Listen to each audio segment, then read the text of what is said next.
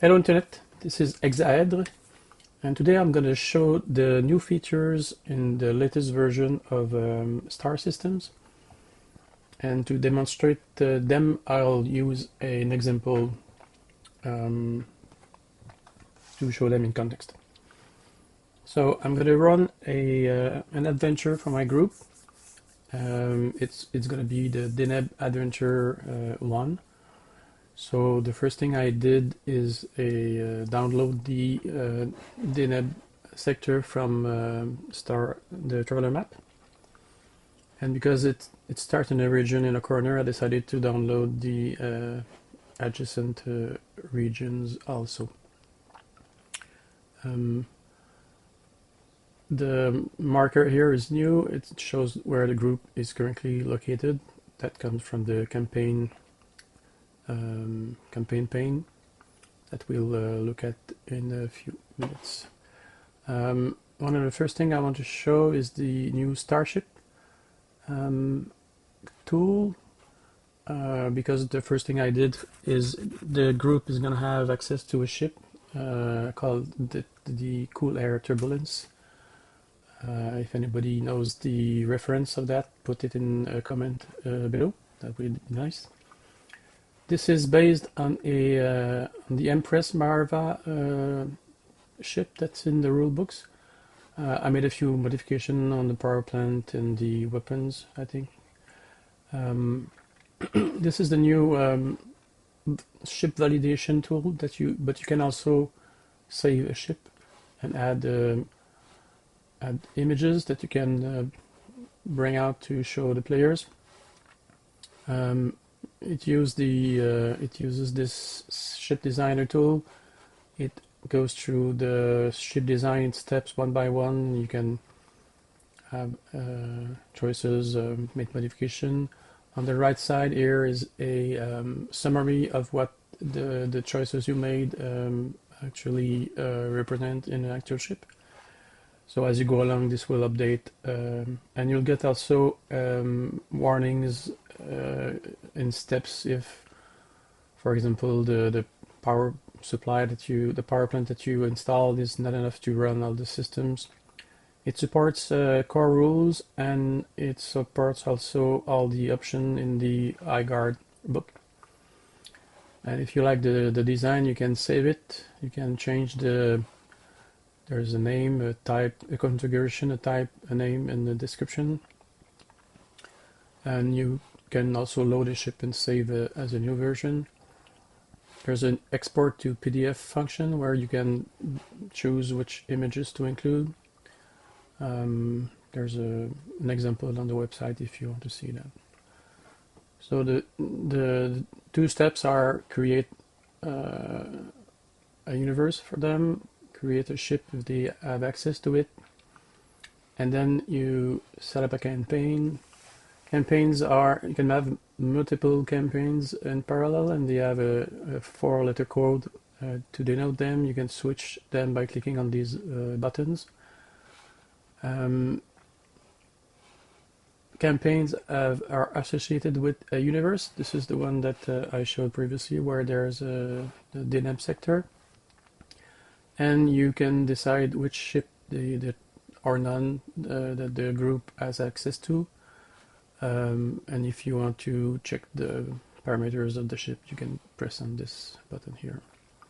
Command credit is a new thing. Each player has their own cache information, but they can pool an amount to take the ship's cost, for instance, the salaries for NPCs, or the buying cargo, etc. is using this command credit. There's a tool here to either pull in funds from each player's cache, or distribute funds if they want to distribute credits. And this pooling and distributing excludes NPC. You can set an NPC by checking this, and then it opens this salary field that is not there for players. salaried people, NPC, don't contribute to common cost, so the pool and distribute excludes the NPCs. So I wrote some information on the campaign, set the calendar. It should be on the 98, that's the start of the campaign. When the date corresponds to a node, it highlights like this. I set the player's info here. I set the location at the starting location of the campaign to WAC. And I put some in the back notes. I put some dates that are important for the campaign here, which I won't go into. So the campaign is the group is hired by a recovery specialist to find what happened to a ship called the I don't remember, the Radiant Maiden, who a couple of months ago left this system to WAC where they are now, and was supposed to go through a number of systems and end up at the Zeng system here. And it never arrived, and word came back from Zeng that the ship never arrived. So this guy hires the group to find out what happened. So basically, they have to follow the trail of the planned route of this ship and try to figure out what happened to it. They have the planned route. This is the route that the Radiant Maiden was supposed to follow. So their first stop should be Bruford here. Now the ship that they're tracking had the jump tree drive, but their own ship has only a jump 2 capability. So they're gonna have to make a stop at Beekson and then go to Bruford for their first place of investigation. Now, as every veteran player of Traveller knows, if you can help it, you can help it. You don't travel with an empty ship, and that's why they're gonna probably want to carry passengers and cargo to Beekson. So the new trade panel looks like this. It defaults to the current location of the campaign, which is here, and to the ship of the players here, and it shows you the capacity of the ship. So the ship has 55 tons of cargo, 5 middle passage, and 4 low berth. And this, it takes that directly from the ship that's set here. And ships have a manifest, so at the moment it doesn't have anything on board, no passengers and no cargo. And this is a tool to generate a market at the starting location, and then you generate a market at the end location. The markets stay for a month normally, but you can regenerate them. And it follows the rules in the rule book. You can look up page 238 to 245 here. So the first thing is the range that you want to generate a market for. So the range is going to take into account, if you put a range of 1, it's going to only have 2 destinations in the potential destination in the market. If you take a 2x range, it's going to include those systems here, and you can go from from 1 to 6, I think. Yeah. So it defaults to 2.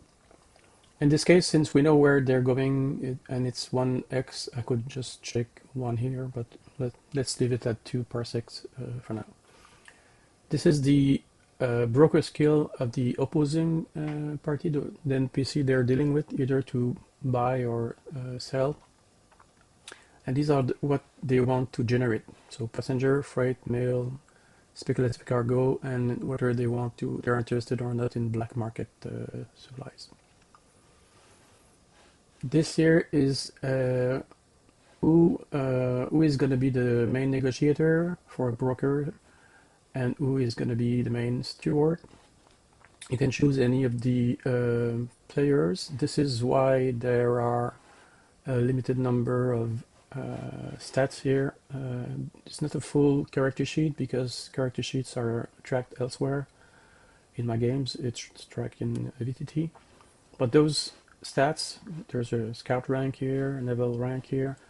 Those ranks and stats are important for trade, and they are used if you choose this person. You can also, if you want, choose an outside NPC and then enter them manually. Or you can choose this. This is an NPC, but he's going to be the main steward. It looks for trade codes for the location that you're in. These are the trade codes for here. And these are all the dice modifiers from the world and the various skills here. And it tells you for each of those market roles the specific dice modifier that applies in this context. So I'm not interested in basic. If you leave a field empty, it's going to roll it for you, unless you uncheck it, of course. But normally what you do is you have your player roll and then you just enter the rolls that they got. I'm entering anything here. And it gives you the result of all the rolls plus modifier. And there's going to be a summary of that when we generate the market. So once you've done all of that, you press generate market, and then it creates a list of passengers, freight, speculative cargo, and those are again the checks that it used. So passengers are by location. Bigson here. There's 33 people interested in middle passage to Bigson and 39 for the low passage. Freight and mail is the same thing. It's you've just seen the trade rule, major, minor, and incidental. And speculative cargo is sorted by expected or projected profits. The way it works is that normally you roll 3d6 when you buy the cargo, and the higher you roll, the best price you're going to get. And when you sell the cargo, you again roll 3d6, and the higher you roll, the most profit you do. Since this hasn't been done yet, what the app does is assume that you roll average to buy the locally, and then it checks all the location within the range that you set. It checks their own trade codes, so each one is evaluated for their trade codes, and then it evaluates a roll of 3 on 3d6, a roll of 11, or a roll of 18. So it gives you an average, a best result, and a worst result with the DMs, and then it evaluates the profit or loss that you have against an average cost for the buy. So it sorts these results from the highest potential profit to the lowest, and if it's green, it's 10% and above. Yellow, it's between 0 and 10, and if it's below 0, so the anticipated, it's a loss, not a profit, it's in red here. And you can check each of the specific location. For Bigstone, for instance, this is +0. And if you know where you're going, or if you, based on this, you decide on where you're going, you can focus on one destination. And then if you choose, for instance, Bigson, where the group knows they're going, then it sorts these, instead of sorting by the highest prospect profit. It sorts by the ARS profit, prospect profit for Bixton in particular. So this is the 79 for Bixton, and this is the 33 for Bixton. So you know what's the most prospecting, most profitable cargo in order, and then you can decide what to buy and what to sell. Not what to sell, but what to buy for selling into Bixton. So what I do generally, I start by taking on passengers. We see that there's nothing on board here. And of those 33 passenger interested in middle passage, I can only take 5. And if I book here, it loads the 5 here and leaves the rest in the market. And it writes that there's a 5 middle passage going to Bixton here. So I'm gonna book the passenger. This is the most easy thing to do. Then what I usually do is I take the mail. Mail is it's 5 tons each. You have to take all of them at once. I'm gonna accept them for. You see that now the cargo is at 0. If I accept the mail for Bixton, now the cargo is 20. There's 35 free here. And then I go to speculative cargo, and I'll take the let's go with the illegal here. So this is where the player would roll the 3d6. Let's roll it for like that for now, and then you buy it, and it adds it to the manifest here. Cargo is not specific to a destination, but this evaluation is based on if you sell it at Bixton with the trade codes that Bixton has. So it's not specific. You can sell it anywhere. You can sell it right now, actually, if you want. But and then so I have 29 tons left. I'm gonna take.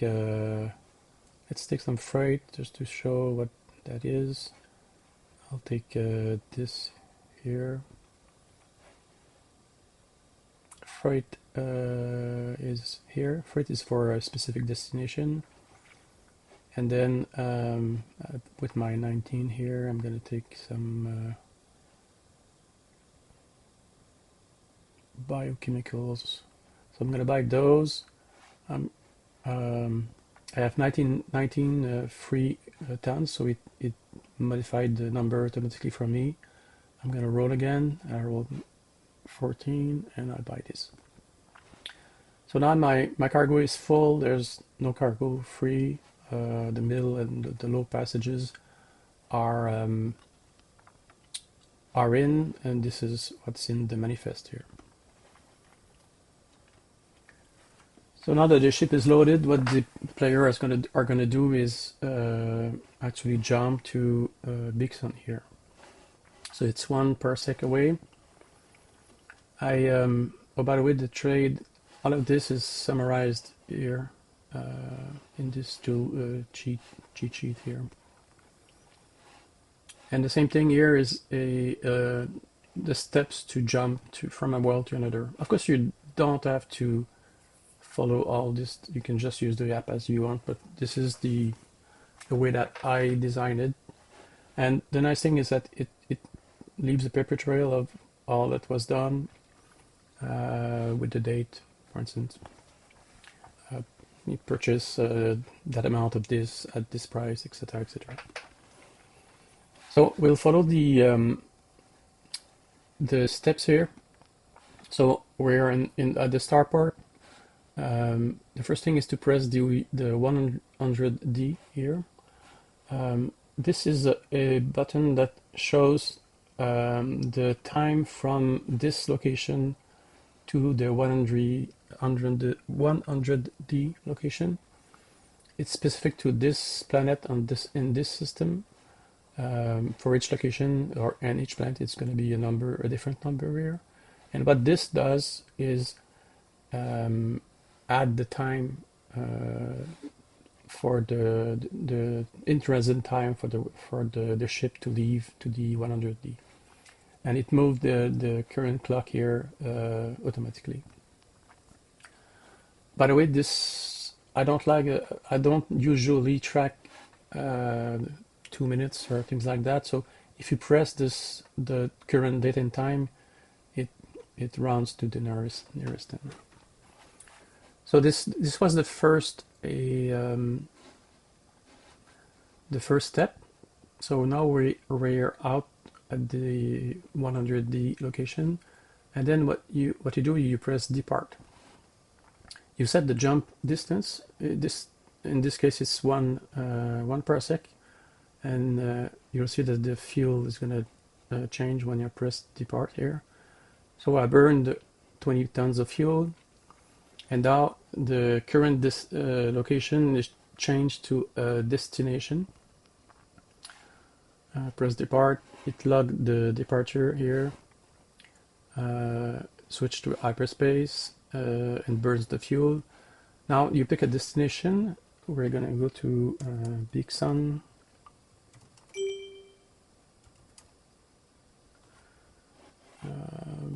Big Sun. Pick a destination. You could change this. Defaults to the main planet, but you can aim for a different planet if you want.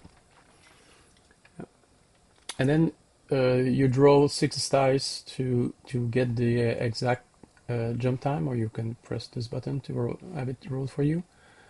And then you press the add button, and it adds the 6 days and 23 hours to the clock that you took to jump to the destination, and then move the clock here as you saw. And then when you arrive, you press arrive, and then you're set to current location, and this is the I didn't show that, but this is the UWP of your current location. You show that we burn fuel, you're in system transit, and normally what you do is press again the 100D, which is it was before 2 days and 15 hours. Now it's 2 days and 2 hours because it's a different star system. So you press this, and then you're at the starport, for instance. And note that this changes each time you do something. It tells you what you did and all that. So this is the new system. This is the UWP. It gives you the year length and the date length. This is a twilight zone, so it's always the same face that faces the sun. So there's no. It's either always night or always day. You can press this button to show this floating window with the plain text UWP. So if you want to figure out what the gravity is, or if you don't remember what those trait code mean, you can have them there. Or if you want to explain to your players the details, you can have more information here. And I'll show you that here also. This is an in-system travel. So if you want to go from Big Sun, the planet, to this large gas giant, for instance, it computes the time it takes for that at different thrust. You can have a custom thrust if you want. And this is a button that if you press, is going to add the time to your clock. Since you're docked at a starport, it offers to refuel. The refuel depends on the type of starport. The starport, which is a poor starport, only has unrefined fuel. So you could press this to refuel. It's on process. It checks that your ship has a fuel processor. It knows that it can process 40 tons per day. So if you process the fuel here, it advances the clock by half a day, and now you have refined fuel. And this all of this has been logged here. So they're at their destination, and now they're gonna have to. They're only midway through their trip to Bruford. Sorry, so they're gonna have to gonna want to sell their trades. So you do exactly the same thing. I won't go through it again in details because it's easier to just press generate and let everything roll by the system. And once you have generated a, obviously it missed the mail roll. Interesting. So what you do first is, there's a flag showing you that you're here, so you should do something about that. You can just deliver the passenger that frees your birds. Those were paid when they boarded, so there's no plus credit here, but those are due, so you can deliver the mail and the freight, and it changes the group credit here. And then you can try to sell those drugs and biochemicals. So let's start by the biochemicals. You can re-roll if you want to find a buyer, but it rolled for us, and the player roll a 3d6 and they sell it. So you try to sell these illegal drugs. You roll, and then you sell the, and then you have a positive balance. Your cargo is empty, and then you would pick up new passengers. Now you know that you're going to Bruford, so you can have a focus for that here. And your speculative cargo is looking good for Bruford. So this is the workflow. The idea is to simplify the work of the referee by keeping track of things. There's a number of notes that are written for you, so you don't have to write down everything. The time is tracked here. And by the way, I'll show you something else here. The month is almost over. You notice there's a maintenance fee and a life support fee. At the moment, there are no due salaries, but let's say they spend a week in at this place. There's a badge that shows up here that it's been a month, and then you should pay the maintenance fee and the life support fees. It won't pay them for you, but it flags them for you. And there's a salary dues here that shows also. If you press this, it will pay all the due salaries from the common credit. And each of the tracker here, there's also a tracker for, you should press the pension to get your pension. You said you should pay your monthly payment and your living expenses. And there's of course, don't worry about those markers. You can reset all markers if you want by pressing this button here. So that's it. I think it shows the spirit of what I made, and I hope you enjoyed it. Thank you very much.